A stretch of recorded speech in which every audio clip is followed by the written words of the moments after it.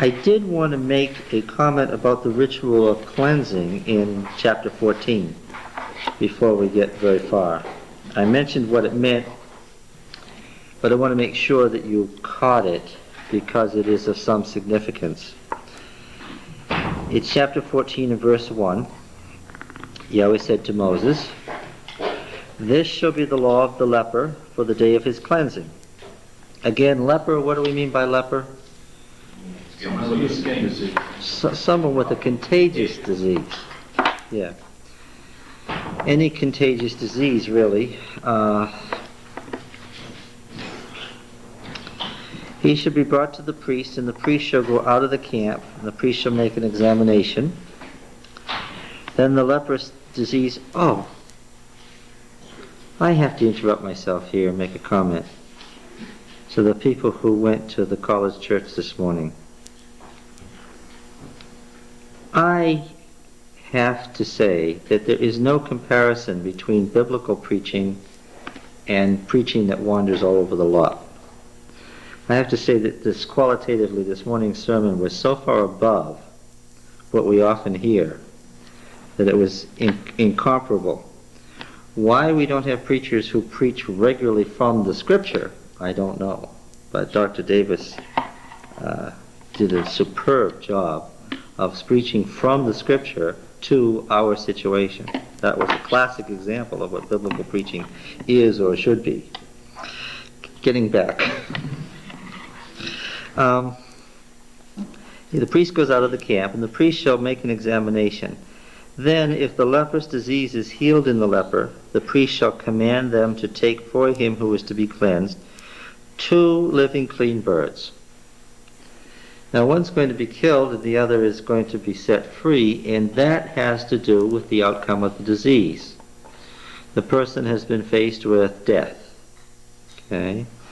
And, of course, the disease itself is being treated theologically as sin. And he has survived. How is the fact that he has survived represented in this ritual? Must be the bird that was set free. The bird that's set free. How is the sin, that is the disease, symbolized, which he has experienced, and the death that he would have experienced? From the bird that is sacrificed, yes. And now, how is the medicine symbolized? The hyssop. The hyssop, yes. And the cedar wood, of course, the wood of the sanctuary, extremely expensive, and the scarlet stuff is the red cloth symbolizing the blood or life.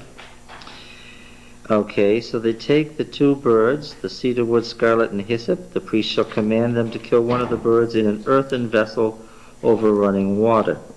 Shall take the living bird with the cedar wood, scarlet stuff, and the hyssop, and dip them in them and the living bird in the blood of the bird that was killed over the running water. The running water represents, of course, the washing, the bathing, the cleaning. The cleansing, in other words. He shall sprinkle it 7 times on him who is to be cleansed of leprosy, then shall pronounce him clean, and let the living bird go into the open field.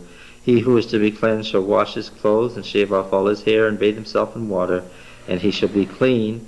After that he shall come into the camp, but shall dwell outside his tent for 7 days. And on the 7th day shave all his hair off again, and wash his clothes, and then he can go about his business. All right? So the whole thing, the preventive part, which we've seen, the washing, the quarantine, the medical part, the medicine and so forth, is all represented in the ceremony. And it makes perfect sense if you're on the right track of what these ceremonies are about. All right, now then, one other chapter before we go to chapter 16, that's chapter 15.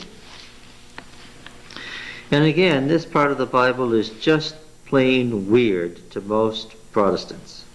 They have no idea how to relate to any of this, or why would I say that Catholics can at least relate to it better than Protestants?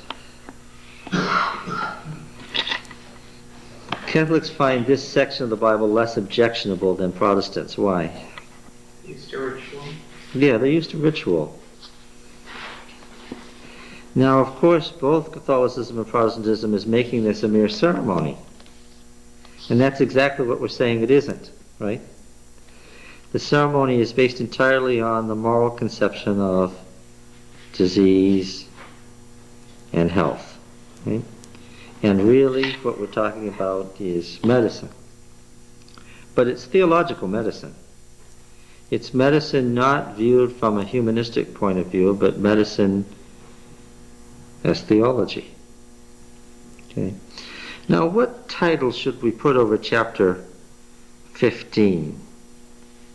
Discharges, menstrual blood, semen, any kind of sexual discharge immediately makes you unclean. What modern heading would you put over this chapter? Yeah. How about STD? What's that? Sexually transmitted diseases. This is clearly a solely preventive attempt to limit sexually transmitted diseases, which were a big problem in the ancient world. Okay, so that's clearly the issue here, all the way through, is how to limit sexually transmitted diseases. Again, it's basically the quarantine and the washing and the prevention. Once it becomes a disease, the regular laws of disease apply, medicine and so forth. Verse 31 is interesting. Thus you shall keep the people of Israel. This was the original summary to this chapter when it circulated independently.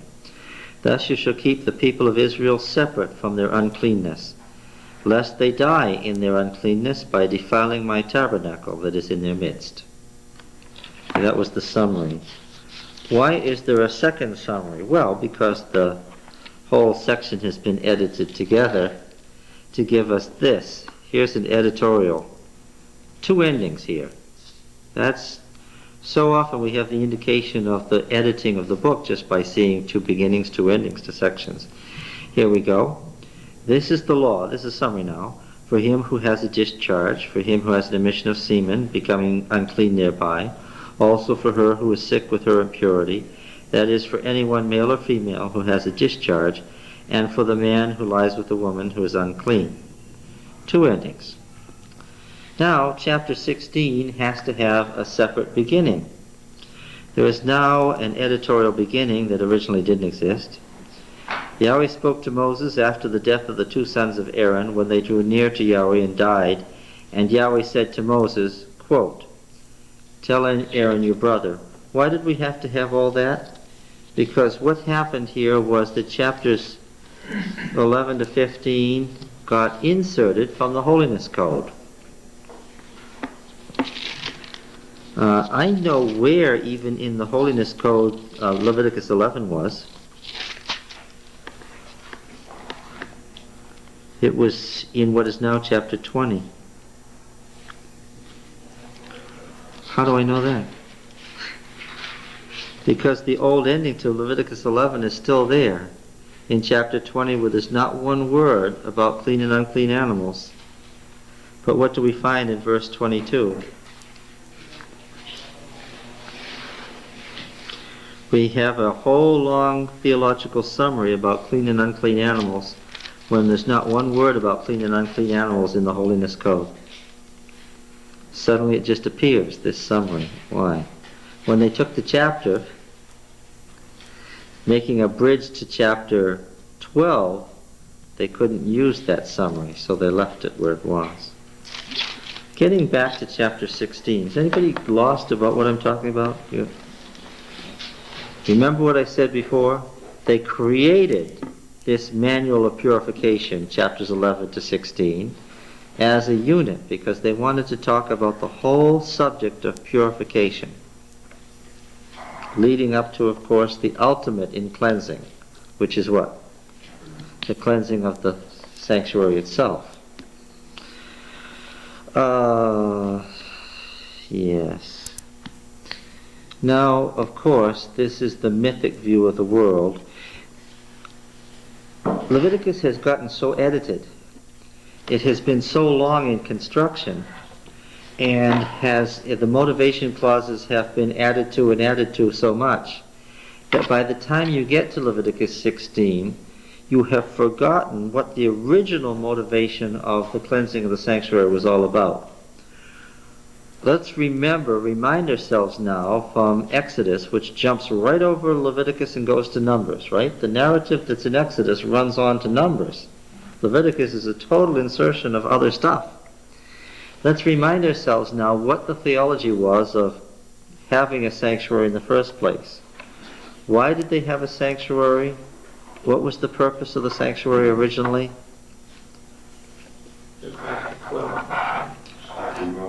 For what purpose? Back to Exodus now. What was the reason? Remember we had these two conflicting theologies of the two tents? The tent in the midst and the tent outside the camp. What was the reason that they needed a sanctuary in their midst? Well, there was the war camp. Yes, that's the point. Originally, this theology was all about the war. This was the war camp. And they were maintaining purity not as a general concept of atonement for sin as part of the plan of salvation, but originally for a much more specific idea. And what was that? The war camp had to be maintained in a state of ritual purity so that what? So that they would win the battles. It was entirely in Exodus, and we're going to find it again in Numbers, set in the theology of the immediate moment. The Exodus, the conquest, the holy war.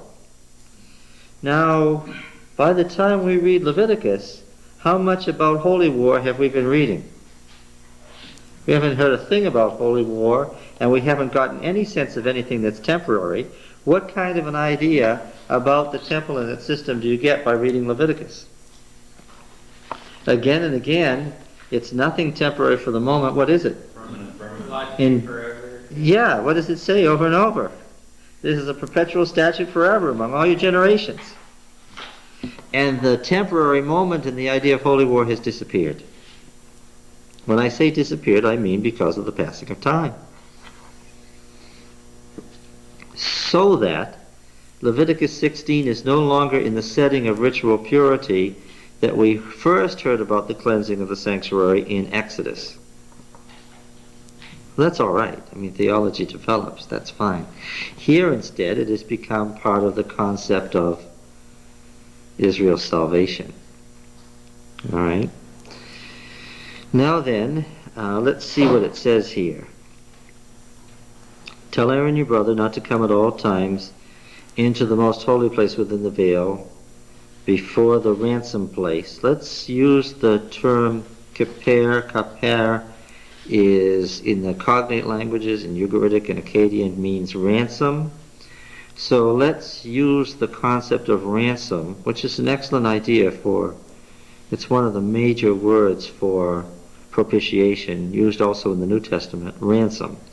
So let's use the idea of kaper as a ransom, as the ransom place which is over the ark, lest he die. For I will appear in the cloud upon the ransom site. But thus shall Aaron come into the holy place, with a young bull for a sin offering, and a ram for a burnt offering. That is the correct sin offering for the priesthood. Today at the potluck I heard what I like to call the Desmond Ford conversation. Can you tell me what the Desmond Ford conversation is? It was a most unusual conversation. The sanctuary is well, close. What chapter in the New Testament were they arguing about? Hebrews, chapter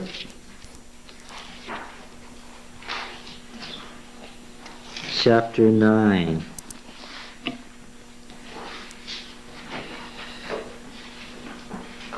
Yes. It's that whole section on 7 through. What is the part that really... So we're trying to decide whether holy place or the most holy place? Yes. Is it the holy place or the most holy place, and so forth? Let's just read through Hebrews 9 without doing an exegesis. I just want to point out a couple of things. Now even the first covenant had regulations for worship in an earthly sanctuary, for a tent was prepared, the outer one, in which were the lampstand and the table and the bread of the presence. It is called the holy place. Behind the second curtain stood a tent called the Holy of Holies, having the golden altar of incense and the Ark of the Covenant, covered on all sides with gold, which contained a golden urn holding the manna, and Aaron's rod that budded at the tables of the covenant. Above it were the cherubim of glory overshadowing he's using the term, same term, only he's got the Greek equivalent. By the way, you see that he's reading the Septuagint, don't you? The Masoretic text doesn't say the things that are quoted here.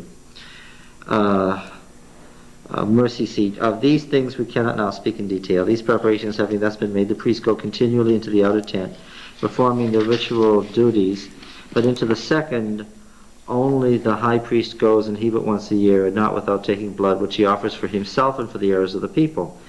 By this the Holy Spirit indicates that the way into the sanctuary is not yet opened, as long as the outer tent is still standing, which is symbolic of the present age. So when you get to the Neoplatonist who wrote Hebrews, the outer tent is the present age. And the most holy place is the age to come. This is rather important in interpreting Hebrews 9 and is not commented on. Hebrews 9 is Neoplatonic thought. It's this age and the age to come which is discussed. According to this arrangement, gifts and sacrifices are offered which cannot perfect the conscience of the worshipper, but deal only with food and drink and various ablutions, regulations for the body imposed until the time of Reformation. This whole concept is a late Jewish concept that has nothing to do with the exegesis of Leviticus. Can I point that out? This is the ceremonial interpretation, which is a much later thing. Remember, we talked about last time how an Israelite at the time of the Exodus would absolutely have no problem under these laws, and probably should have among his menagerie what? Pigs. Some pigs. Would be just the appropriate thing to do. Would there be any pigs in the Holy Land in Jesus' day? Yeah, but not kept by Jews. Right.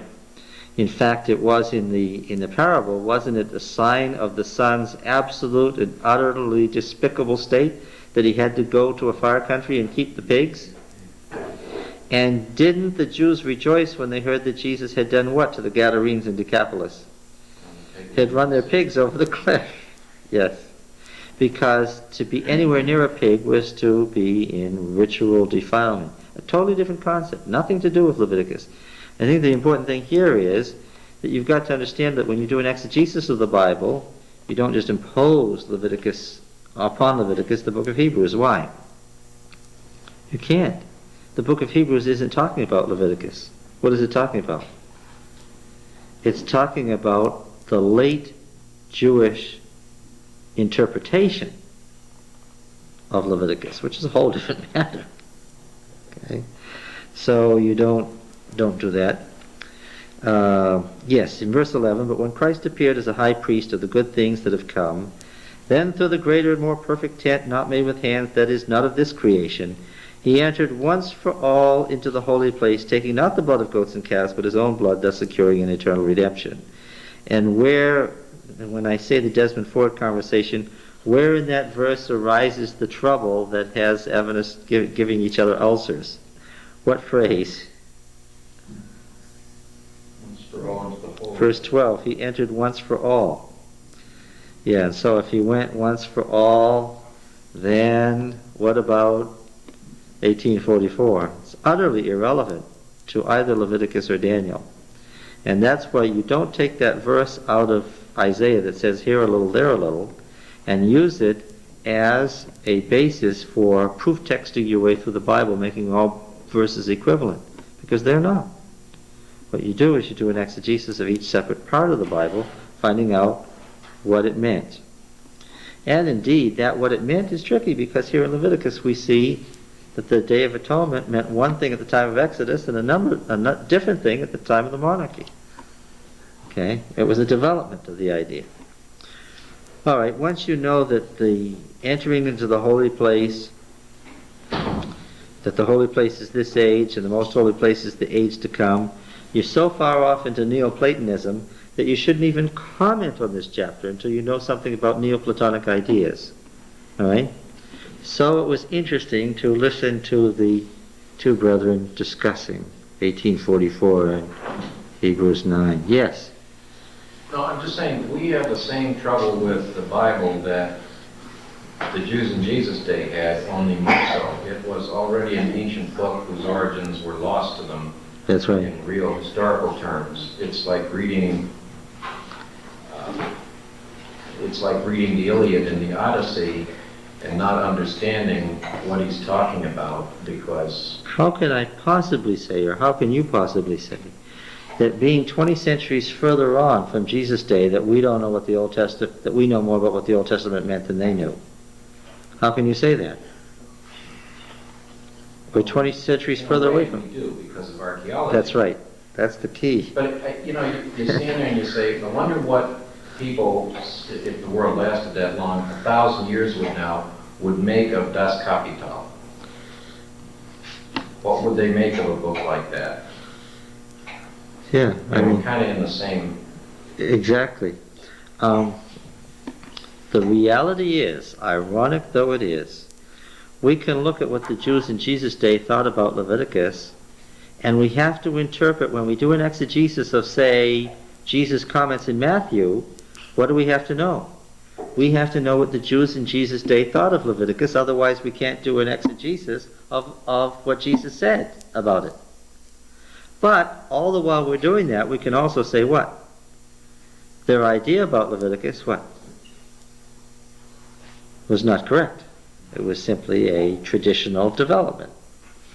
That's also why much of what Jesus said was so shocking to the Jews, because he was making an entirely different, drawing an entirely different meaning from it than they were used to. Yes, he operated within the strictures of rabbinic Judaism, but starting from the same point, he ended up at a different conclusion and gave a whole different interpretation to the Old Testament. That's what it was. Actually, we're not even doing that. We're just doing an exegesis, which is what? We're trying to be back here with the people who put Leviticus 16 together as it now stands. That's what we're trying to do. And sometimes we can see even behind where they were working what the original sections were about, right? All right, now, let's see what we have here. The high priest dresses on this day as a simple priest. He goes through the usual ritual of cleansing, which is bathing and clean clothes. This puts him in what position? He's in the position of a person who had come to the sanctuary as unclean and what? Must be cleansed. Okay. This is exactly why 11 to 15 stands where it does and leads up to this, because now you've gotten all this stuff about uncleanness and washing and washing and washing before you come to the sanctuary as a context for chapter 16. I understand why they put it together the way they did. Actually, when you think about it, Leviticus 16 coming right after Leviticus 10, following on the death of Nadab and Abihu, would have been very abrupt and not have left you with the concept of the Day of Atonement as extremely important, right? It would have just, you would have come on it in the context of these two guys getting themselves killed. And as it originally stood, it obviously was not satisfactory to them as being important enough. Okay? So really we have to view chapters 11 to 15 as a setting that they wanted to lead up to this, about the high priest bathing and bringing the sin offering. That's probably why they put the offerings section, the manual for the priests, in front of the manual of cleansing. Because really what you have now is the whole first 15 chapters have been leading to this. Right? You needed to know what's in that whole first section for these offerings to make any sense, and you needed to know what was in the second section to know about the cleansing part. See how it's tied together? All right, now, he bathed his body in water, put on these garments, and shall take from the congregation of the people of Israel 2 male goats for sin offering and 1 ram for a burnt offering. So really now we have 2 sin offerings, right? 2 burnt offerings. And Aaron shall offer the bull as a sin offering for himself, and shall make atonement for himself and for his house. Did you notice that this verse appears twice? This paragraph then rushes on and summarizes the whole ritual, and then we pick up the same sentence again and go into more detail. Where is this sentence repeated? No. 11. 11 is word for word in the Hebrew identical to verse 6. 7 to 10 is a short summary of the whole ritual of the day, and then verse 11 picks it up again and goes into greater detail. All right. Then he shall take the 2 goats, this is far down in the ritual, and set them before Yahweh at the door of the tent of meeting. And Aaron shall cast lots on the 2 goats, one lot for Yahweh and the other for Azazel. And Aaron shall present the goat on which the lot fell for Yahweh and offer it as a sin offering. But the goat on which the lot fell for Azazel shall be presented alive before Yahweh to make atonement over it, that it may be sent away into the wilderness to Azazel. Now this name doesn't reappear in the section that describes the 2 goats. Azazel is only mentioned here. You read further in the chapter, it doesn't say anything about that.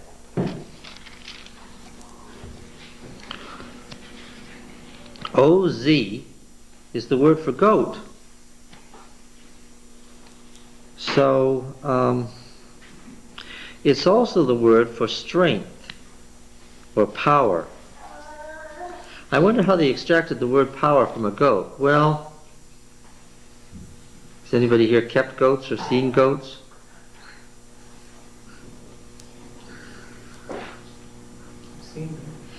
Ever been among them?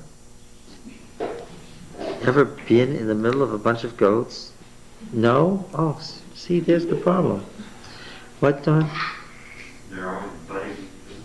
Yeah, and if you happen to be there, man, yeah, the most obnoxious animals. The first thing is they feel it absolutely necessary to hit you with their heads as hard as they can. It's related to I never had that problem. They all wanted to be patted. Well, any goats I've ever been around, I've patted too. Hard.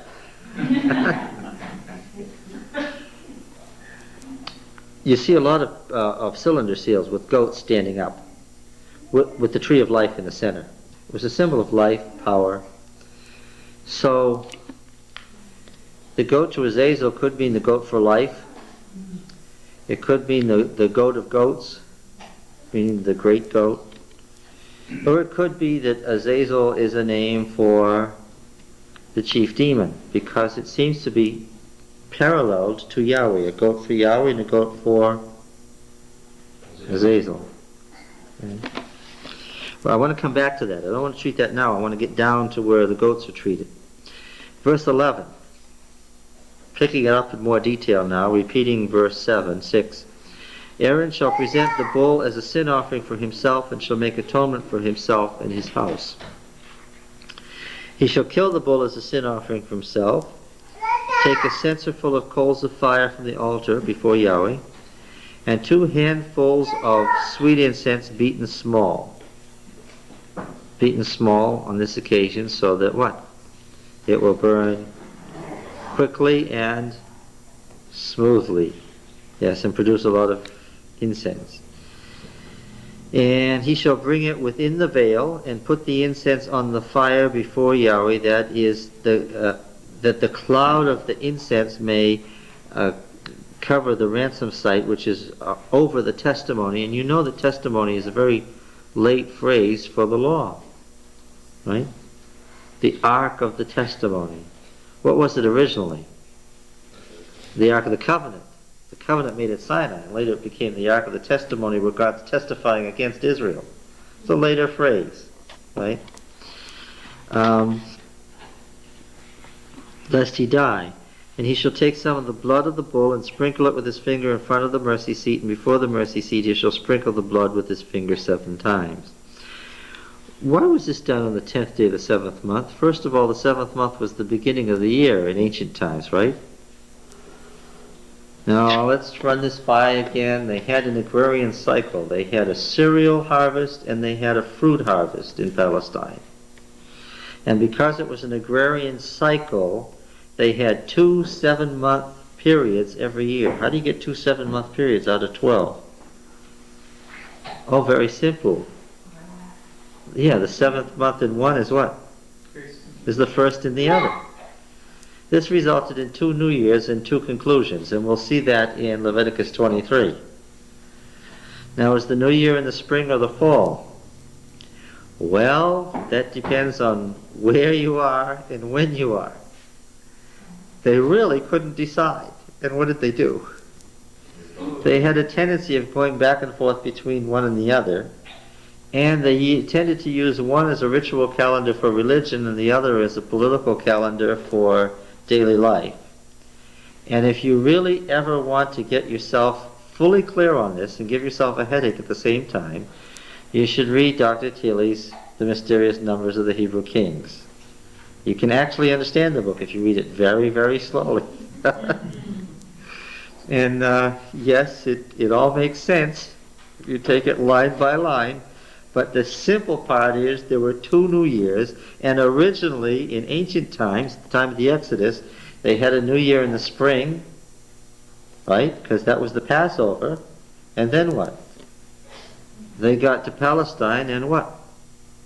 Very quickly, in the time of the Judges, they instituted another new year when? In the fall. Because we know, even we're not as tied to the soil, but in New England, you know, when does the new year begin? We all know when the new year begins. It doesn't really begin on January 1st. When does the new year begin? Everybody knows that it begins at the beginning of October, doesn't it? After the harvest is in and after the summer vacation is over and the whole business cycle and everything starts up again. Yeah. So what did they occupy those first 10 days doing? Why did it come on the 10th day of the month? Well, we have to go to the Jewish traditional law to find that out. What did they spend those 10 days doing? This is of some interest to this whole chapter here. What do you think they did? They washed the sanctuary, yes. It was a mess. And so what did they do? They physically washed it for 10 days so that when this ritual was conducted, what was its state? It was ready to be purified. Why? Because after this was over, they didn't still have a stinking mess. What did they have? They had it clean. Yes, okay. Verse 15. Now he comes out after having offered the sin offering for the priesthood. Sin offering for the priesthood first, blood into the sanctuary, to the ark first, then come out, then he shall kill the goat of the sin offering which is for the people, and bring its blood within the veil. Now remember, the blood has a double idea here. It's the life, but it's also a life that is outside of its body. It is a nephesh, it's a soul. And the fact that it's outside the body indicates what? It's not just a life, it's a life that is forfeit. And consequently, that blood has with it the concept of what? Death and guilt. Now this is purely mythic thought. Because how is sin being treated here? See, we're Westerners. We're all Greeks. We all think like Greeks and talk like Greeks, and we have a language that's based on Greek thought. To us, this is all abstraction. What is sin? Sin is a general theory, but it's nothing concrete. What is sin here? It's tangible, it's touchable, you can carry it around. You can move it here, you can move it there. You can take it from one place and put it and set it down in another place and leave it there for a while and go back and get it and bring it out here. Right? In this case, sin is being treated in a typically Eastern fashion as not an abstraction. Right? And what indicates the movement of the sin around? Why, the laying on of hands and where the blood of the animal that the hand was laid on goes. Okay? So the sin is being treated as a quantitative thing, palpable and movable. Now, this is a problem for everybody who reads this chapter except for Adventists. The reason that it's not a problem for Adventists, and Adventists don't find this such a difficult chapter, is what? Oh, I think it's probably because from the first time any Adventist ever heard of Adventism, what did he see? He saw pictures of the sanctuary and was told what? And the blood went in and the blood came out and what? And the sin got moved around, and we get so used to talking that way that we don't think of, well, no, wait a minute, sin's not a thing you can carry around. We don't even think that way. Why? Because we have been inculcated into their thought world to the point where it doesn't seem strange to us. And so Adventists presume a lot of things in reading this chapter just because of being exposed to it. Now then, he shall kill the goat offering, verse 15, the sin offering which is for the people, bring its blood within the veil, and do with its blood as he did with the blood of the bull, sprinkling it on the ransom site and before it. Thus he shall make atonement for the holy place because of the uncleannesses. Right? And you have to read there. You have to put in parentheses there, let the reader understand by reading chapters 11 to 15, right?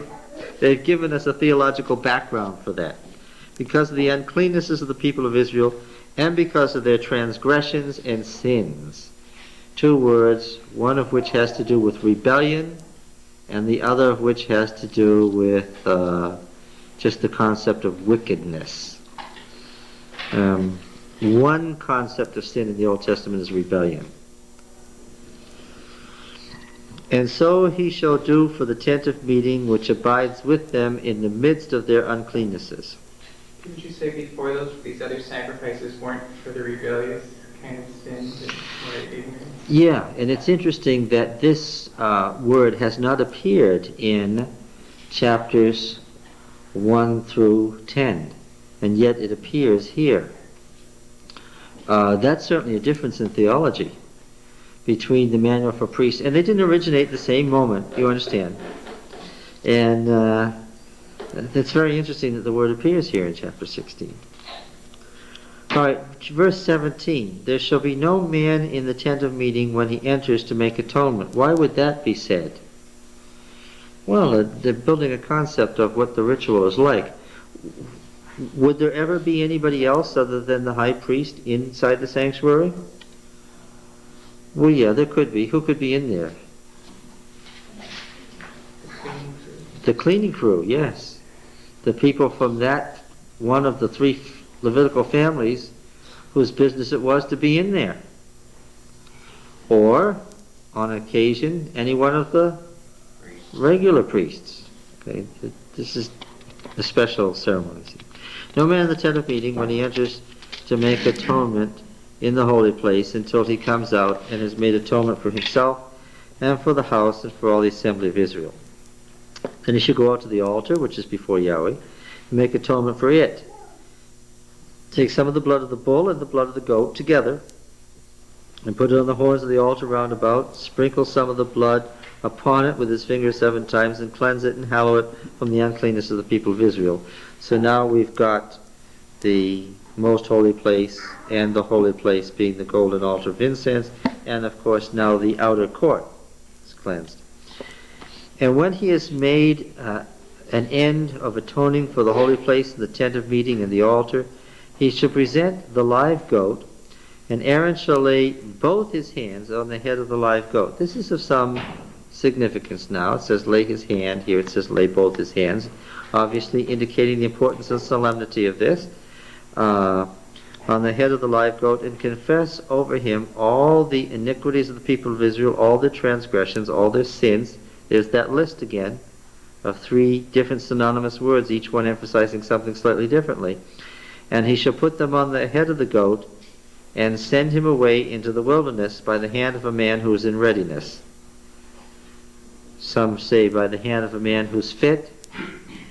Does anybody have a different translation? Mine says appointed to do it.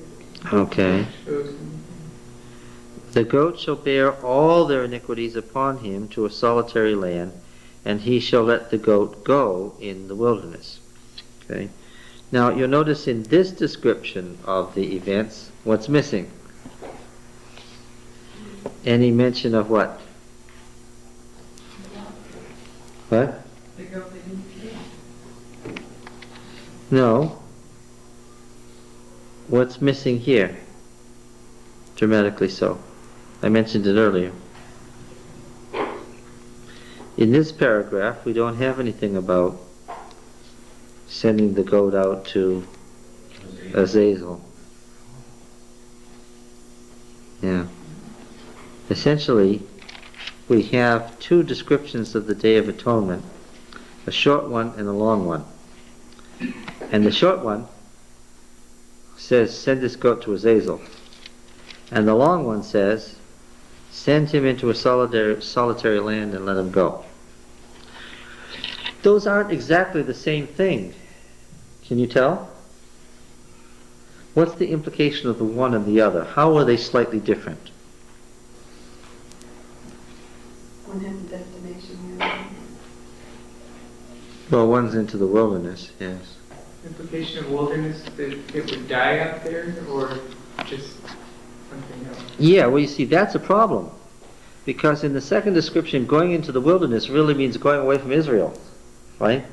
Where it's never going to be in contact with Israel again. But there's no idea of the goat dying. It might go out and become a mountain goat or something, right? That's not stated. That's a different concept from the first description. What's the first description?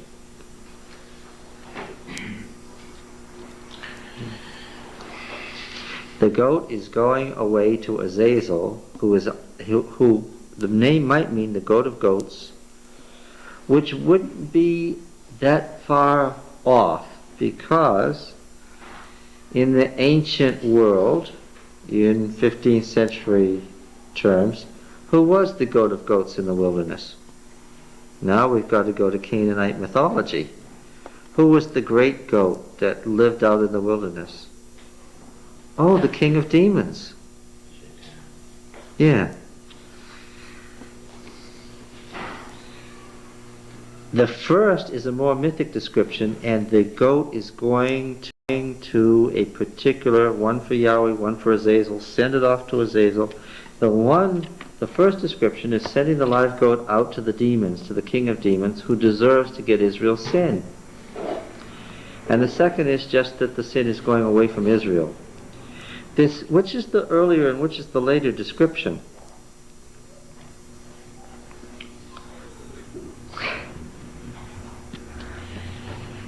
Well, which? The first was earlier? Yes, I would say that too. By far. Why? Shorter. It's shorter, for one thing. That's a good indication. What else? More mythic.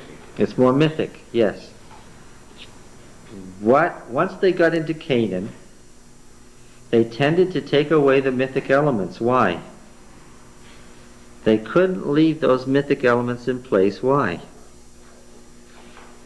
Was it too much of a reminder for the people? Well, what's the danger if you have mythic elements in the Yahwist religion?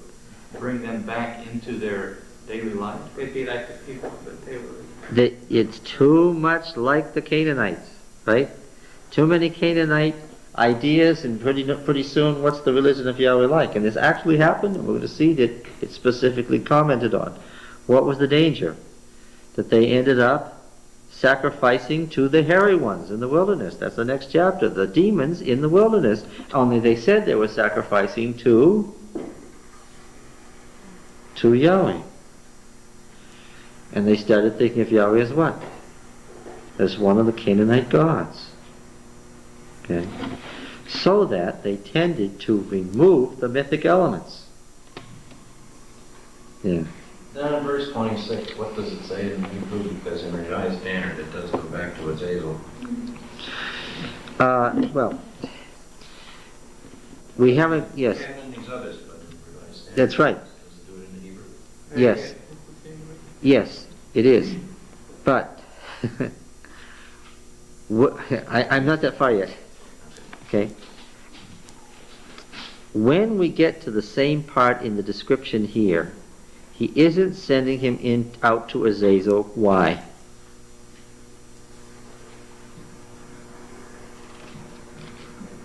It isn't a goat for Azazel. Why? Because if it was a goat for Azazel being sent to Azazel, then you'd have the demonology of the Canaanite religion. Okay? Now what do we have in verse 23? We have a part of the ceremony that isn't described in the first section, Don. Go back to verse 10, and where does it stop? Turn the goat into the wilderness. See, the second description is not only longer and more detailed, it adds a phase to the ritual that isn't described in the first description. In the first description, what's the end of the story? What's the end of the ritual? You send the goat away, and it's over. Okay? Now, in the longer description, it's not over. The longer description is worried about what? We left those flayed, cut up sin offerings, and what has to be done with them. Okay. Now, verse 23 begins then a third phase of the ritual that isn't described in the first description. Then Aaron shall come into the tent of meeting. He's going back into the tent of meeting again. Shall put off the linen garments which he put on when he went into the holy place, and shall leave them there. And he shall bathe his body in water in a holy place, and put on his garments, and come forth, and offer his burnt offering and the burnt offering of the people, and make atonement for himself and for the people. I can catch why this was something of a problem. Why? Why is that something of a problem? Do you catch it? It says here that he's going to offer these sin offerings now to make atonement for himself and the people. The earlier ritual, what? The earlier ritual had already done all the atoning. That was all over. There wasn't anything more to do. You understand? And the fat of the sin offering he shall burn upon the altar. And he who lets the goat go to Azazel shall wash his clothes and bathe his body in water, and afterward he may come into the camp. And now, when we read the stuff, the oral literature that begins at the time of the exile, what do they mean by Azazel now? Not the king of demons from Canaanite mythology, but what? Azazel simply is now translated as for strength or life. Scapegoat is my. Okay, but your translation is interpreting as it translates into English. By the time the later ritual comes in the temple, they weren't thinking of the goat going into the wilderness to the king of demons, because that was Canaanite mythology that they were trying to get away from. By the time of the exile, when we begin to read the oral literature about this of the Jews, and they're trying to get away from all that pagan stuff, what do they say this word means? It means simply what? And if you asked a Jew in Jesus' day, what's the goat for Azazel? What would they tell you? We know what they would tell you. What would they tell you? They would not have liked the interpretation at all that Azazel was the king of demons. What would they have said? Yes, that it was the goat that was let go for life. And they would have paralleled this goat then to the bird that was let go. Wasn't it tricky of me to start with that in chapter 15? Yeah, they would have said this just means, the second goat means that the goat is let go and it's taking Israel's sins far away, never to be heard from again. And the goat is going to go out there and Israel's going to prosper. Israel will get life and strength because this goat has taken its sins away. And there was no mention of demons or the king of demons.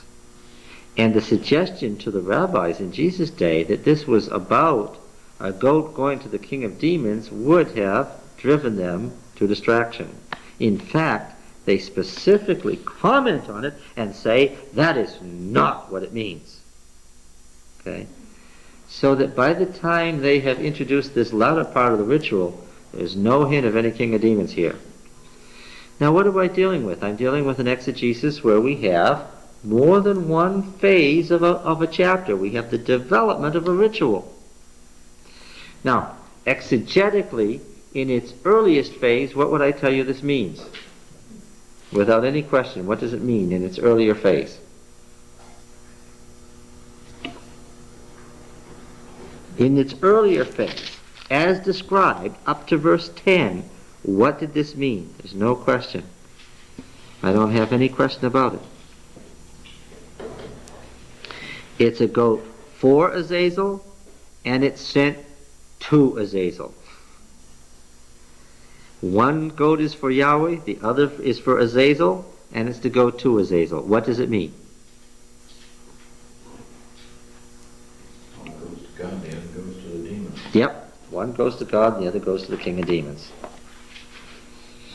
By the time we get the later description, no such thing as being averred. Quite apart from that, it's simply a goat that brings strength to Israel by taking all of its sins away. Now, as being Adventists, which do we hold to? Do we like the earlier interpretation or the later interpretation? I think the earlier. Oh, we don't, it's not just that we, what? Maybe both of them. Yeah, but we clearly say. Now, this idea of interpreting Azazel came up again in the Church Fathers. And so, Dr. Linsell, who wrote the notes, you got the notes in here? What does he say? In 16:8, he writes, Azazel, the scapegoat in the King James Version, he writes, the scripture does not throw much light on Azazel or even make it clear that it's a name. The word appears in the non-canonical book of Enoch as a name applied to a certain fallen angel who misled mankind. Outside of this one biblical reference, there is nothing further mentioned. We do know that the ceremony spoken of in chapter 16 symbolized the fact that guilt had been removed from both land and people. In some sense, it's typical of Christ. Now the next sentence he makes is interesting. The theory that Azazel is a name for Satan is as old as the 3rd century A.D., but has little to commend it. The notion of a sacrifice to Satan is altogether pagan and contrary to Scripture. Okay? Some understand the Hebrew as a reduplicated form of the root azal, to depart or to remove, signifying the removal of that which is removed, the removal of sins from Israel. Others, like the early translator Aquila and Jerome, construe it as a compound word, goat of departure or goat of removal. Or the strength of removal, you could say too, because all is being strength. This seems to have been the basis for rendering scapegoat, that is, a scapegoat, in the King James Version. Still others consider Azazel as the first two words, meaning strength has passed away of the ritual recited when the goat was sent away. Okay, so why did Dr. Linsell put that note in there? He wrote that little note for somebody. Why did he put that note in there? He wanted to make sure if any of his good Christian readers of this chapter had the misfortune to fall upon an Adventist, that they wouldn't get confused. Now the argument here is that you Adventists say that this is a type, and that the antitype is that the sins of all the righteous are placed on the devil. And therefore, who ultimately is the sin bearer? The devil. And so who pays for your sins? The devil. And so the argument goes, you've totally misconstrued and confused the whole idea until you've ended up with this pagan notion that the devil is the sin bearer, and you've made havoc of the plan of salvation. Well, that's a pretty good argument. Why are you chuckling? Because it is logical. It's immediately suspect. Well, okay, what's the explanation here now? Because we're saying Azazel is the king of demons. We're saying it's the devil. In the end, who does pay the price? I mean, if we keep right on going through to the end and we get to the apocalypse. No, but Christ died the second death for the righteous. For a group. Yeah, but so what? You were saying that the sins of the righteous are being put on the devil. Someone sometime is going to have to pay the price for this whole episode, this whole sorry scene in history. So, I do wrong, I repent, and the devil gets to pay for my sins. No, he gets to pay for his. Because he originates mine? Yeah, oh, yes. Now see, there is the missing element. Adventists have a theory of joint venture. Okay? Do you understand what I mean by that? What do I mean by a theory of joint venture? Well, if there's no Satan, I don't sin. Well, I probably would. I probably wouldn't sin. I would now. Oh yeah, but In the first instance, I wouldn't have. right. That's right. By what I mean by that is, if the devil incorporated, what do I mean by the devil incorporated? I mean Lucifer himself and what? His angels. And all the rest of the millions of them. If they all died at midnight tonight, would the human race still sin at 12:01 a.m.? Yeah. Yes. Why? Because now we have sinful natures that would cause us to sin independent of the demons. Okay? But, first of all, how did that sinful nature come to exist? Through their efforts, yes. And why has the human race declined morally? Because they studied hard, very intelligent beings, highly sophisticated, intelligent beings who thought about it, worked at it, looked at it, saw what the particular weaknesses of the human race were, and what? Worked very hard to make sure that those particular things would be developed and come to the fore. All right? So now, if one of the demons follows me around, knows from thousands of years of experience my particular character weaknesses because he's worked on 2,000 people before me on these particular weaknesses and knows how to set up the situation, and he sets it up, and I sin. But then I repent. That's fine for me. But what? Again, the theory of joint venture. That takes care of my part of the sin, but that isn't the whole story. Somebody else was involved in that sin, behind the scenes, and very actively and intentionally created that sin. And who was that? This demon involved. So while I may repudiate it, what? Unless the demon repents, what? He hasn't repudiated that sin. And what? Ultimately, if he doesn't repent, then, and he won't, then what? Then he has to pay the consequences of that sin because he was actively involved in it. It's not that the sins of the righteous, something apart from the devil's, is then placed on the devils. That's not what we're saying. But what? Responsibility. Yeah, their responsibility for all those sins is what everybody deals with his own sins. And these beings have a part in these sins. That's the key. All right? So, what we're saying is that Adventists have a concept of the great controversy. And because we have the concept of that, we have the concept of these demons being involved actively in sin and getting the consequences of those individual sins. They're not bearing the sins of the righteous as if it was something independent of them that they suddenly got blamed for. Yeah. Okay. What? Now you have... Well, and we've been talking about individual and corporate sin. I mean, a person in the camp who was completely innocent of a particular thing, it goes even further than we do in this situation.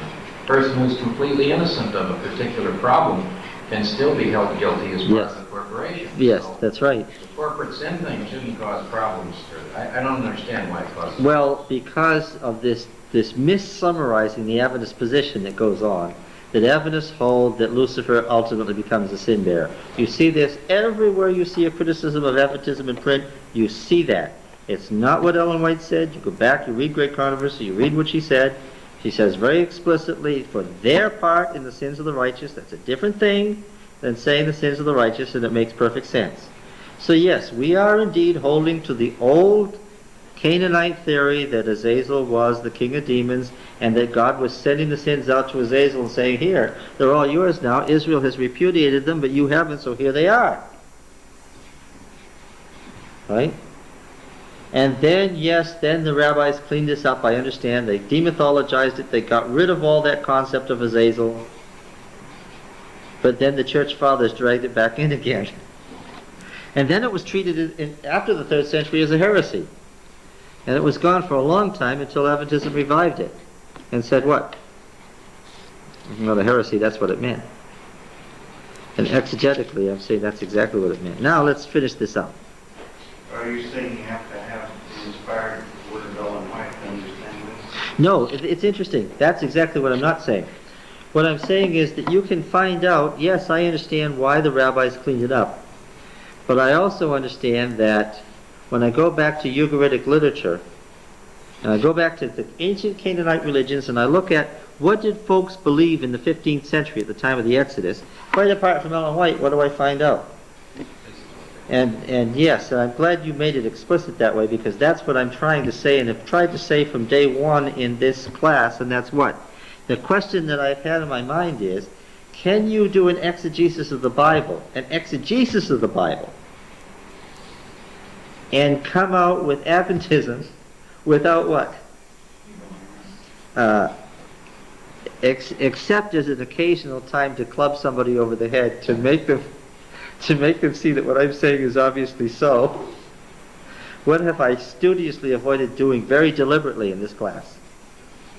Yes, I try rigidly not to quote Mrs. White on any occasion, except as a proof text to just get you to see a certain point so I can get beyond it. But no, the point is that if you do an exegesis and you look at Ugaritic literature and look at what the king of demons was, the hairy goat who was out there, you say, yes, sure enough, it was a goat that was sent out to the king of demons. And it was especially appropriate then that it was a goat and not a lamb and not a bull, because the king of demons was a goat. And that, by the way, is how we got a lot of things about. You all know today that in Satanism, in demonology, what do you have? This is how it happened. What do you have? You have the goat's head and the cloven foot and all that stuff about the devil being a goat, right? And it's just right from the ancient Canaanite religion. And I don't mind it, because it proves that what we say about the goat for Azazel is correct. It always was correct. The king of demons was a goat, as far as the Canaanites were concerned. Now, if they didn't have a concept of types and antitype, as far as the sacrifice of the animal being an antitype for Christ, right, and accepting their sins, they would not necessarily have a concept that they're giving all of these back to Azazel, the sins of the goat that's being sent off into the wilderness. Well, it's a challenge to Azazel by Yahweh, because one of the great religions of the ancient world was demonology, right? Mm-hmm. And all sickness was thought to be the action of demons. And remember, what's the setting of this Leviticus 16? It's those health chapters in 11 to 15. And remember what I read last week about the total absence of demonology as the source of sickness, and how striking it is in chapters 11 to 15, and how unusual that is in writings from that period? Yeah. Sin is a contagion in and of itself, but the challenge is always to send Israel's sins out to the king of demons and say, here you come. Yahweh was challenging the demons. Because in the ancient world, let us remember that there were the gods of the upper world, right? And the gods of the lower world. And there were these two equal and opposite forces, good and evil, the white power and the black power, right? That they said. Now, Israel didn't have that, right? The dualism of the ancient world that you saw in Mesopotamia and you see in Egypt and you see in the Canaanite religion is missing. There is not two equal opposing forces in the Bible. Right? You said God was the God of the darkness and the light. Yeah, he's the God of the darkness and the light. So I create weal, I create woe, I create chaos, and I create order. That's what the Bible says. Right? They have done something theologically that nothing else in the ancient world compares to. There is God, and what does God rule over? Everything. Good and evil. Now, in the Canaanite religion, you were constantly struggling to have the good power of your gods to protect you from what? The bad power of the demons. And while in Israel the demons are there, remember the Balaam oracle? He was going to curse them by the Baal of Peor, right? And what happened every time he tried to curse them? Yeah, it came out a blessing. And so finally the Moabite king screamed at him, what? Don't what? Don't curse them at all or bless them at all. Just be quiet. Because every time that he opened his mouth to curse them, another blessing came out, right? Now, there was a comment about that made. Let's see if we can find that.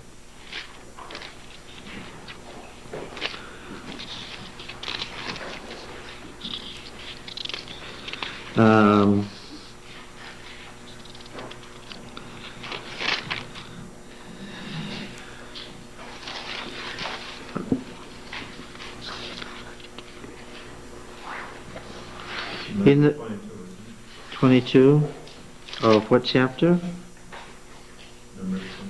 Numbers 22, yes. Now that's where it begins. But what was his explanation when the king asked him, why did you bless them instead of cursing them? Yes. It's in this second blessing. And this is the answer to the king, because the king is so furious with Balaam for blessing Israel instead of cursing them. And it's chapter 23 and verse 18. Balaam took up his discourse and said, Rise, Balak, and hear, hearken to me, O son of Zippor. Who is he speaking to? He is speaking to the king of Moab who has hired him. And the king the king is very upset. Read chapter 23 verse 11 just above. And Balak said to Balaam, What have you done to me? I took you to curse my enemies, and behold, you've done nothing but bless them. And he answered, Must I not take heed to speak what Yahweh puts in my mouth? And then Balak takes him to another cult place to bring about the curses, and this is what he says. And he's speaking to the king as a defense for having blessed them. Rise, Balak, and hear, hearken to me, O son of Zippor. There's a perfect parallel couplet. Rise, hearken, Balak, son of Zippor. Okay. God is not man that he should lie, or a son of man that he should repent. Has he not said, and will he not do it? Or has he spoken, and will he not fulfill it? Behold, I received a command to bless. He has blessed. I cannot revoke it. He has not beheld misfortune in Jacob, nor has he seen trouble in Israel. Yahweh their God is with them, and the shout of a king is among them. God brings them out of Egypt. They have, as it were, the horns of a wild ox. For there is no enchantment against Jacob. There is no divination against Israel. What does it say? That's his key defense. What? There's no sorcery or divination. There's no enchantment against Jacob, no divination against Israel.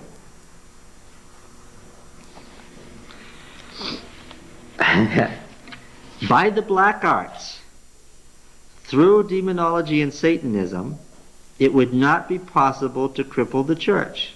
You couldn't go out and draw a pentagram and a circle and light some candles and cut off a goat's head and hurt the church.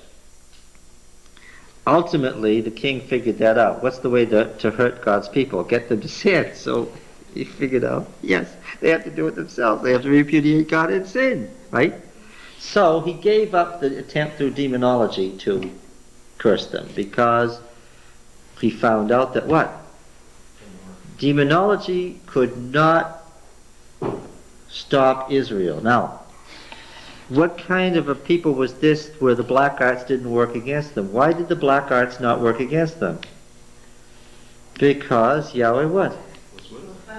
No, not that Yahweh was with them, but what? He had control of the demons. That's what no ancient religion believed.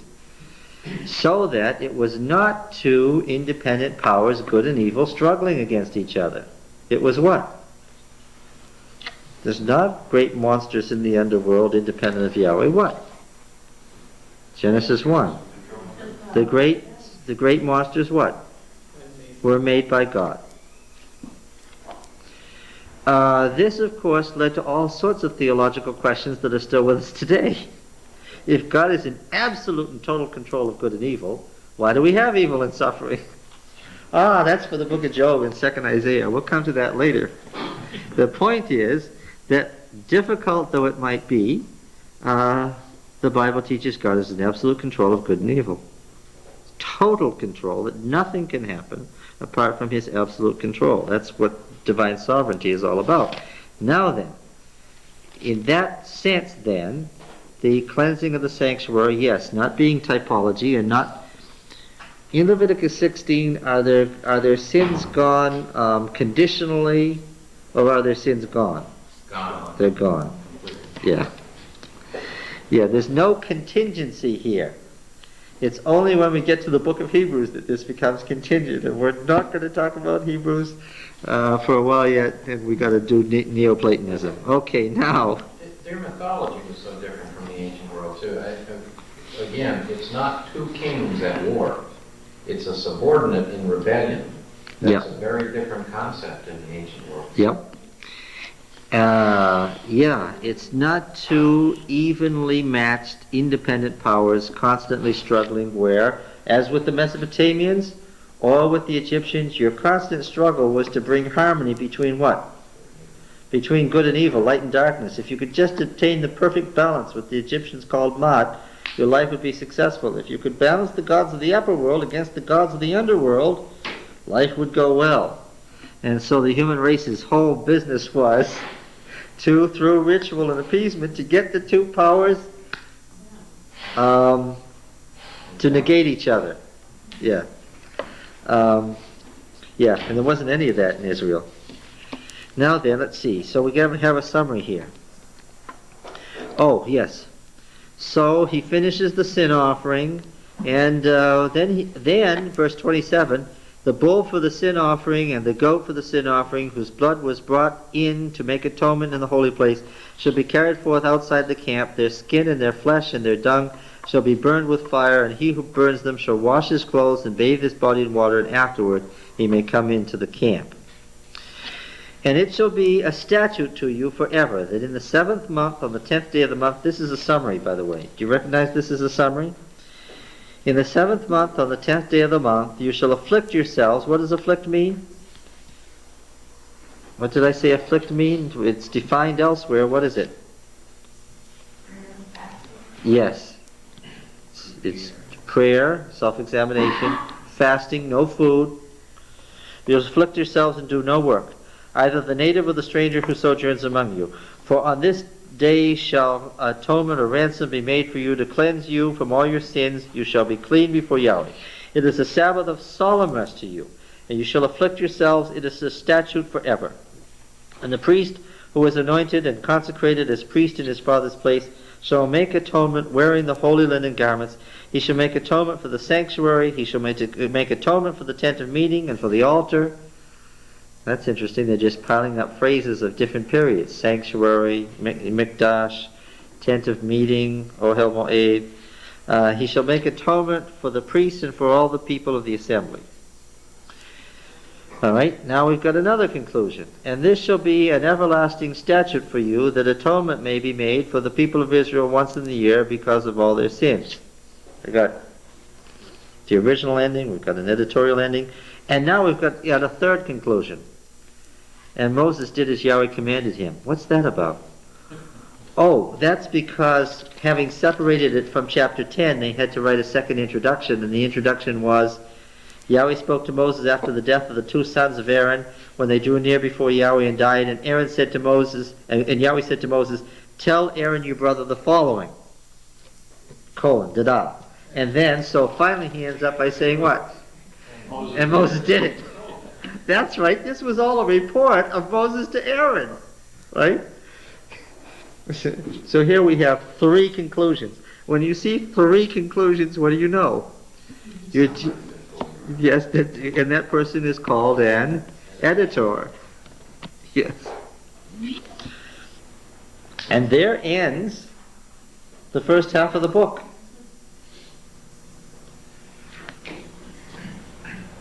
Everything from Leviticus 1:1 was building toward Leviticus 16. That's an end.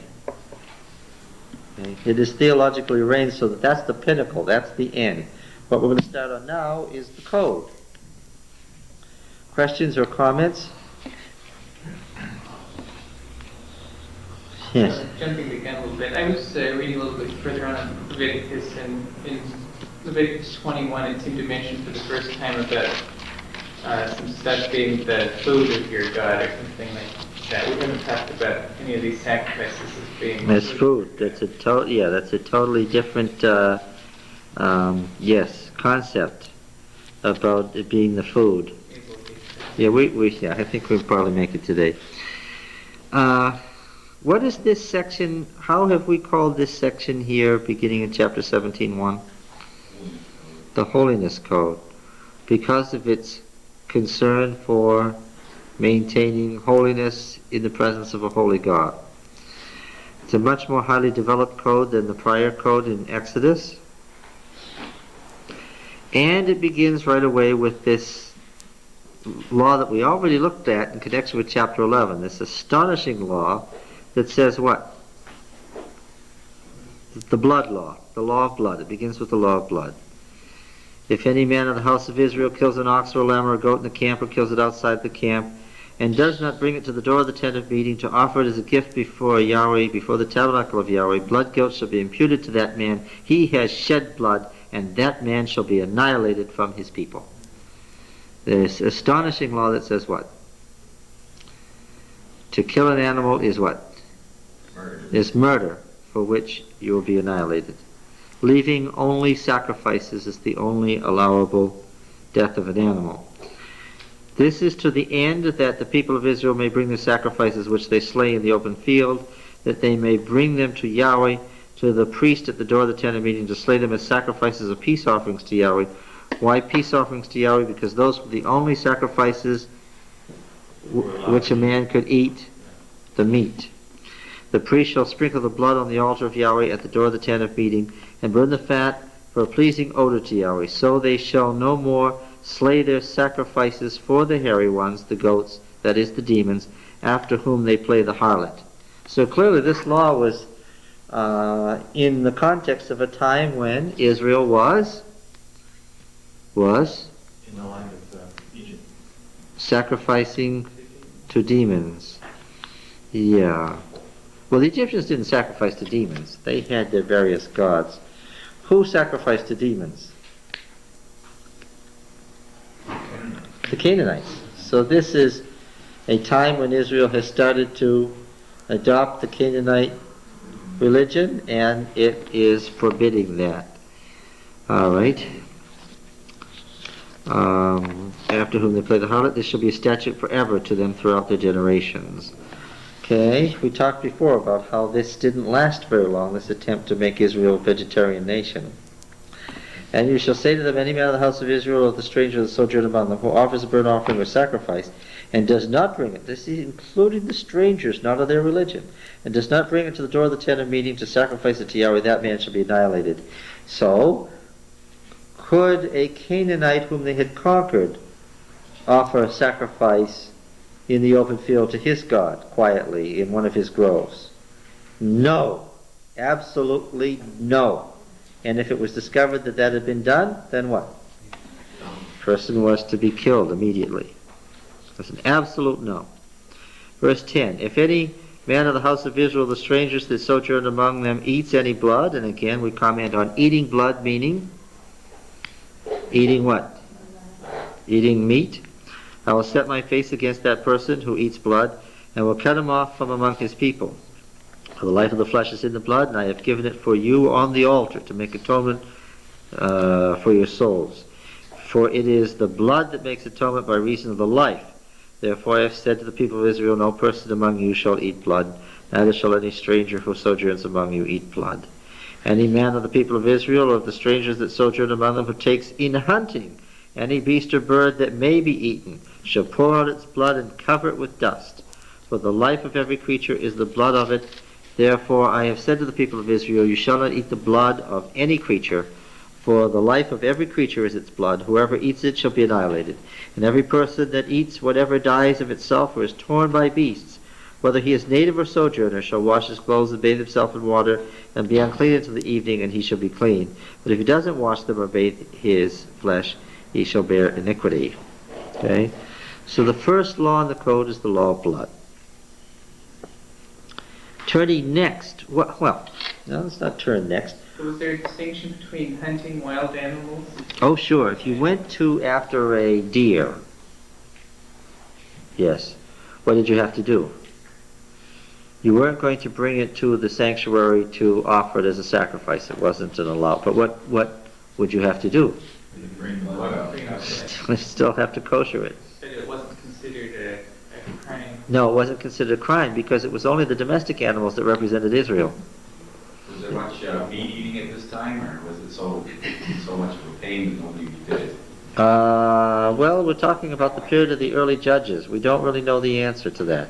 So it didn't turn the sanctuary to like a butcher shop, and everybody's lined up. Oh, yes, we talked about that. No, the sacrifices were not considered a daily thing. You wouldn't be there with a sin offering or a guilt offering every day. If you were, you'd be in trouble. You'd soon be annihilated.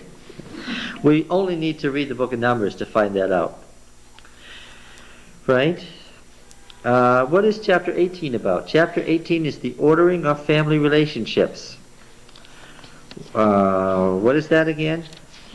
Well, and again, they didn't the writing was expensive and time-consuming and complicated. They didn't write these things out just for the fun of it.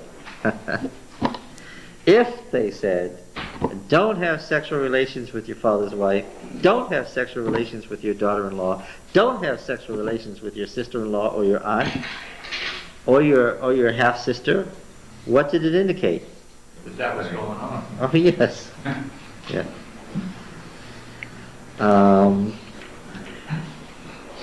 Remember what I told you before as an example of dating, that the laws as they stand here are highly developed and sophisticated, but behind them, by subtracting all the double statements, take out all the double statements, take out all the repetitions, take out all the parallel statements, and you have a family of 4 generations. Right? Why 4 generations? Because that was the standard patriarchal family, right? You were expected to raise your children and your grandchildren and your great-grandchildren, right? That was the patriarchal, that was the immediate family, the 4 generations. Now, what was the law of the 4 generations? The law of consanguinity. And just to say it is exciting. To get it through all the way to the end. It means no sexual relations with any near of kin. And this chapter defines who's near of kin. Okay? Why did they have a problem with this? And the reason is not because of insanity or the baby will come out with 3 eyes or anything like that. Actually, the sad truth is that doesn't happen very often. Everywhere it's been studied, close relationships don't result in mental deficiencies or so forth. What was going on here was the ordering of family relationships. It's interesting, in the 18th dynasty, from whence Israel had come, who was the next pharaoh? How did you determine the next pharaoh? It was a matriarchy, but the next pharaoh was determined by who his mother was, and who was his mother? This is so confusing. To try to construct a family chart of the 18th dynasty is a nightmare. Let me explain why. The next pharaoh was the son of the pharaoh born to his eldest daughter by him. And the pharaoh had a first daughter. When that daughter grew up, he had sexual relations with her, and her first son was the next pharaoh. Now you can imagine trying to construct a family chart with that. What does it mean? It means your father was also your grandfather.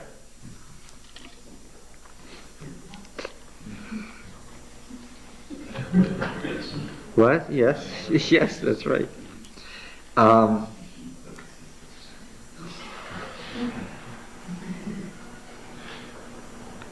Well, because we're a little... among the Canaanites, it was a lot freer. As many wives as you felt, and from whatever member of the clan it could be. It could be daughters, stepdaughters, half-daughters, whatever. They didn't seem to have any mental or emotional problems with that, and you could imagine then what you had for families and what you had for relationships. And can you imagine the chaos that their family life was? Who is the prime example of this Canaanite form of marriage and the chaos it engendered? Israel. Because one of the things that's forbidden here is what? You can't marry sisters. If this law had already been in effect, Jacob's life would have been very different. And Israel as we know it wouldn't have existed. It's forbidden in this chapter. Well, yes, you can see why. How did things go in Jacob's family? Well, we went through that nightmare for months, didn't we? He went through it for years. The language in this chapter is always very confusing. I mean, from the King James Bible, you wouldn't really know exactly what it was talking about. Yeah. Yes. The daughter of your father, meaning that your father had more than one wife, and you're the son of your father through one wife, and she's the daughter of your father through another wife. In other words, she's your half-sister. It talks about uncovering the nakedness, or... As a phrase for sexual relationships. Yes. That's right. And so, what we have then, and I told you there were 9 laws and one is missing, and it's obvious that it was intended to be there. Which is the one that's missing? It doesn't forbid, the chapter as it stands, doesn't forbid having sexual relations with your daughter, but that was obviously intended and has dropped out either through the process of oral transmission or the process of writing. Simply a mistake. Often, the most common mistake is haplography. Something drops out by Y. It's the same phrases and the same words are all over the page, and you're copying, and what does your eye do? It skips to the next time that phrase and you write, and what are you unconscious that you've done? You've left out a sentence or a paragraph. Yes. It's one of the most common mistakes of scribal transmission. So it either happened that way or it happened in the phase of oral transmission that this law dropped out. And how many laws did they have then?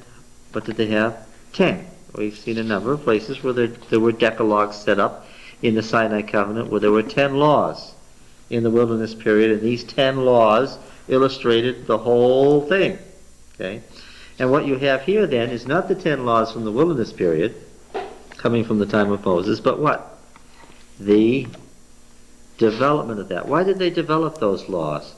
Because a lot of times the 10 laws that they had from the wilderness period, from Moses, what?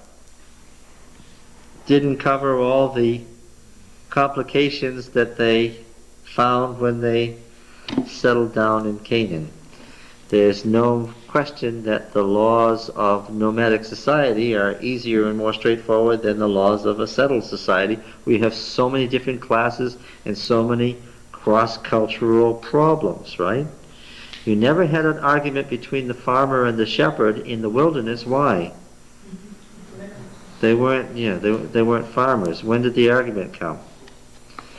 When you settled down, you didn't have an argument between city people and country people, or how far the boundaries extended, and so forth. Those are the developments of the law that occurred in the land. All right. John, you said something about the use of the word abomination. Yes, I did. Would you revisit that? Yeah, toeva, abomination. I noticed that a couple of times in my RSV, the translators started editorializing. They suddenly changed the word from abomination to perversion. They thought this is perverted, so we'll translate it perversion here. Abomination is a word that certainly carries the idea of something that God dislikes. What do we mean when we say abominate in English? It means to dislike intensely. It means almost hate, but that's not really what it means. It means to dislike something intensely. But it's much more technical than that in the priestly literature. This word is always used of a practice that Yahweh hates. Why? Because what? It's an evil that's connected with the Canaanite religion. It's very specific to things that the Canaanites do that Yahweh doesn't want you to do. Okay? And it comes up in the context of the Canaanite religions. And we can tell, again, that if there's a law that says, don't do this thing that the Canaanites are doing, what does that indicate? That it's becoming a problem in Israel and that they're headed off. Now, for instance, they didn't just go out and have sexual relations with animals just for the fun of it out of the blue. Why did they do that? Why would they do that? Because the Canaanites told them what? Great stuff. If you do this, what? You'll get all the strength and power of those animals. And so it wasn't just a sexual act in and of and for itself. What was it? It was a religion. Okay? And the Canaanites said, look, you've got to have cult prostitutes at your shrines. You've got to have females who give up their strength that they get from the gods to you. And you've got to have male cult prostitutes so you can get the strength of the males. And obviously, what were the Israelites saying when they heard these things? Oh, all right. And then what was coming down to them? Yes. Some of these laws come from after Moses. What are they doing in here? Huh? Well, but it wasn't just an editor who felt like this isn't so good, I'm going to make a law and say God told me, or God told Moses. What was one of the basic assumptions of the Mosaic office? That it was continuous. Yes, that it was fixed. Yes. That the covenant mediator was always present. That the whole thing that we saw in Exodus, I remember my asking in quiz after quiz, what role did Moses play at Sinai, the covenant mediator? Right? That's where prophecy came from. That's where kingship came from. Both the office of prophet and king were developed from what office? Yeah, what did we call it? What name was given to it? Judge. This is what it meant to be a judge. And who was the first judge? Moses. Who was the last judge? Samuel. And how much less authority did Samuel have than Moses when it came to making these laws and saying this is the law of Moses? No difference. No, because what? Sat in the seat of He Moses. was Moses. He had the authority of Moses. When he said this is what Yahweh told me, then what? Then they put it in and said what? This is what God told Moses. Okay, or sometimes they didn't even say that. They just inserted it in a section where the heading was, God said to Moses. Right? So, verses 6 through 18 cover a 4-generation family and straighten out a family. By the end, you've got this strange thing for the ancient world. This is a really weird family. You have a man, and how many wives does he have? This is such an oddity in the ancient world. What do you have? You have one wife, and they have children. And guess what they don't do? They don't have sexual relations with any of their children. And what? And the children don't have sexual relations with each other. And the Canaanites would have said, what kind of family is that? Right? Now, while they're on the subject, verse 18 ends the original issue of the laws. But while they're on the subject, we add some other things here. These are clearly additions. Verse 19, you shall not approach a woman to uncover her nakedness while she is in her menstrual uncleanness. Oh, you can see it. You can just picture it, can't you? Here's menstruation with blood coming from the woman. And you can just picture, what is blood? Life. Can you picture the Canaanites with their love of bodily fluids that give life and power? I need not even elaborate. Do I need to elaborate on the Canaanites, what they did with this? So, going on, and you shall not lie carnally with your neighbor's wife and defile yourself with her. You shall not give any of your children to devote them by fire to Moloch. This thing, Moloch, means the king. It's the same word as Melech, the king. It's just Moloch was the king of the gods. It just meant the high god. Now, if Moloch simply means the high god, and it was the Canaanite term for the high god, the king of the gods, you can picture it. What would these dumb Israelites do? Well, who was the high god? Who was the high god? Ask any Israelite. Who was the high god? Yahweh. So now, the Canaanites said that the way to honor the high god was to give something that was really a sacrifice to you. Give up the strength of... And were the Israelites dumb about this? Yes, they were dumb. They had the king of Moab shut up in one of his fortresses, and he was about to be starved out. They had the city surrounded. It was totally trapped. This was their chance to kill this guy who had brought war against them repeatedly. And so what did he do? Seeing the extremity that he was in, what did he do? He sacrificed his son. Where? On the city walls, on the top of the walls, so that what? So the Israelites would see it. And then these dumb Israelites said what? Oh no, he sacrificed his son. Now what? Now we can't win. So what did they do? They went home. What does that tell you? It speaks volumes about what they believed. What did they think? They thought human sacrifice was what? Was the ultimate sacrifice. Do you know that one of the arguments for the late date of the Exodus coming in 1290 instead of 1450 is that there isn't any material change in the religion of the Canaanite cities at the time that Israel was supposed to come? There were still household gods. There was still evidence of sacrifice of animals that the Israelites considered unclean. There was still evidence of human sacrifice. And we'd have to say what? Yeah, probably so. That doesn't mean the Israelites weren't there. What does it mean? Yeah, it means that they hadn't got it yet. Or they got it and lost it. They got it and lost it would be a better way to say it, yes.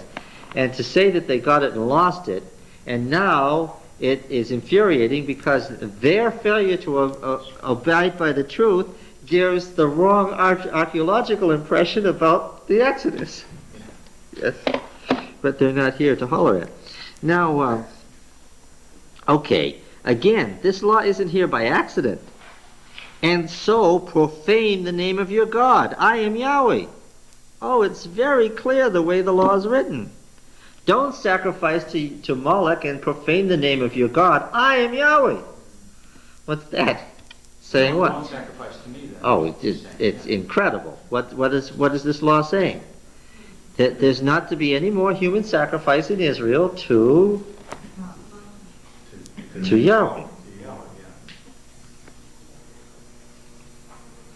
Yes, and the story about Isaac, I told you that it has overtones that aren't immediately obvious. The story about Isaac was specifically to say what? That was the point at which Yahweh forever rejected human sacrifice. That's why he called Abraham to kill his son. Test of faith? Yes. Meaning to the Israelites? This was the point at which Yahweh rejected human sacrifice as a means of atonement. Alright. You shall not lie with a male as with a woman. It's an abomination. You shall not lie with any beast and defile yourself with it. Neither shall any woman give herself to a beast to lie with it. It's an abomination. Yes, I know. The translators editorialized in the RSV. What's the thing that holds this paragraph together? This isn't a list of unrelated laws. What is it all about? Temple practices. Yeah, Canaanite temple practices that you can't do. Do not defile yourselves by any of these things, for by all these the nations I am casting out before you defiled themselves. The land became defiled so that I punished its iniquity, and the land vomited out its inhabitants. But you shall keep my statutes and my ordinances, and do none of these abominations. See, my statutes are different from these, he's saying. Either the native or the stranger who sojourns among you. For all of these abominations the men of the land did, who were before you, so that the land became defiled. Lest the land vomit you out when you defile it, as it vomited out the nations that were before you. Again, okay, so, again, back to Cain and Abel. It's not by accident that Cain's name was Cain. Same name as the Canaanites. And it's not by accident that when Ham raped his father, perfectly allowable, legal, acceptable, and desirable Canaanite practice, who was the curse on? Yeah, Canaan. Right? That story about Noah is really about what? Yeah, the line of wicked men, right? They've got this idea of a line of righteous and a line of wicked. And the line of wicked men is especially epitomized by, the writers of the Bible were saying this very clearly. There was a line of wicked men prior to the flood. And there's been a line of wicked men after the flood.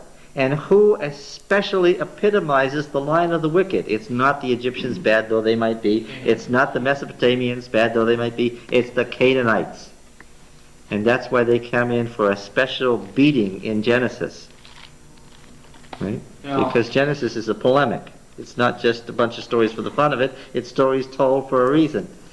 Because the tie back is always to Cain, was the word Canaanite something that God attached to people that were doing these things that may not really have been their actual name? Yeah, they called the land themselves, they called it Canaan. And they called themselves loosely Canaanites, West Semites. Is that the reason the word chose that place to settle Israel? And you could have had, there's a lot of the world that you could have taken. Yeah, that's right. And it's also why that part of the world became so corrupt. Why? It was at once the most desirable and the most corrupt piece of real estate. Well, for the same reason, I think. Right? If you want to go to a place where there's everything, where the ultimate inconvenience, where you really have everything, and you really, really, really have everything, where should you go? If you want to have Paradise. no. Well, yes, you see, it's sort of like the New York City of the ancient world. Everything is right there, everything was available. Why? Because before the widespread use of the camel, They could not cross the desert. You come to the edge of the kingdom of Jordan, and you look out toward Iraq, and what? You can't walk that direction. Why? There's nothing there. It's not a desert with oases. It's the great Arabian desert. There's nothing there. You couldn't go any further. You get 50 miles from the coast, that's it. You've got to go way north through Syria and follow the Fertile Crescent, right? The Dog River and the Litani River, and you can follow river from river to river, and you can get down into Palestine. So you had this great culture that developed in the Indus Valley in India, and the Mesopotamian Valley, the Tigris-Euphrates river system. And then you've got this great culture that went all the way from Central Africa to the Mediterranean that developed. And then you had this tiny little sliver that connected them together, only 50 miles wide and 150 miles long. Go this way, you go out on the ocean. Why didn't they take a steamer? Right? When you think that the Egyptians were the great seafarers of the world until the Phoenicians came along, and what were the Phoenician boats like? They were a development over the reed raft. They had a sail that could move. Yeah. So the ocean wasn't an option, besides which Leviathan could get you. You couldn't go into the desert. Well, who was in the desert after all? The demons. So where was the fertile area? This little green piece that was green because the wind blew off the Mediterranean and it rained. And here was this green sliver between the ocean and the desert. Now, how many cultures moved through there? What moved through there? Everything. Everything did. Everything that was going to move, moved through there. So it wasn't exactly go into all the world and preach the truth. What was it? The world was going It was go here and let the world come to you. But that's only going to work if what? If they had something to offer the world instead of every latest wind of theology that blows through, we're going to adopt it. Right? Yeah. So, yeah. I understand why it grew corrupt. It's obvious why it grew corrupt, for the same reason that any highly populated place grows corrupt. And what was in Canaan? Was it wild and empty? No, it talks about these great and fortified cities that you didn't build, and these giant people who lived there. We've been reading this this long-running article on Ashkelon, right? It's been going on in Biblical Archaeology Review. The thing that I was commenting on to my mother was the 100 infant skeletons in the sewer. They just killed the babies when they were born and threw them in the sewer. And then all the bodies washed up into one place where the water ran.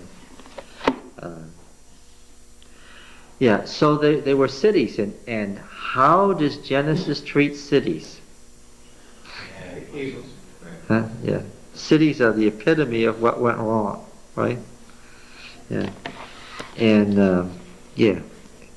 But then on the other hand, it was multiply and replenish the earth.